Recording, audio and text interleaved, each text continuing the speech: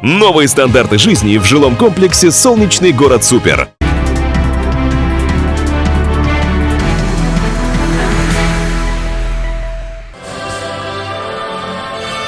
Белый, красный и зеленый цвета. В новом обрамлении и с новым значением над Кремлем зареял еще один флаг. Он праздничный. Мы ответственно заявляем, что государственные, муниципальные власти, бизнес-сообщество, общественность, средства массовой информации, простые граждане готовы к проведению торжественных мероприятий. Торжества в честь юбилея пройдут в мае, июне и августе, и республика их будет встречать с уже поднятыми флагами. В ближайшие дни их торжественно поднимут в районах. Сегодня они зареяли в Кремле и у Дома правительства. Белое полотнище с золотым обрамлением, что по задумке авторов отражает чистоту помыслов республики. В центре узнаваемый логотип ТА СССР и вписанная в нее цифра 100, что знаменует ее столетие. За 100 лет ТА СССР у республики было 4 утвержденных флага. Первый появился на ее трехлетие, второй – горизонтальное полотнище в 1937 году. Таким был флаг в 1978. Здесь появился синий цвет.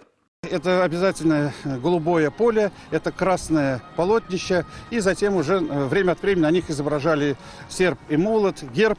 Но он мало чем отличался от символики, государственной символики всех остальных субъектов. В 1992-м был уже современный флаг республики, но в текущем году на торжествах и крупных событиях с ним будет рядом новый, праздничный, весь год столетия республики.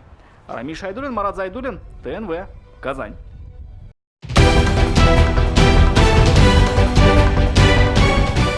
Все новости дня, выпуски программы «Новости Татарстана», программы и фильмы на сайте tnv.ru и на YouTube-канале ТНВ.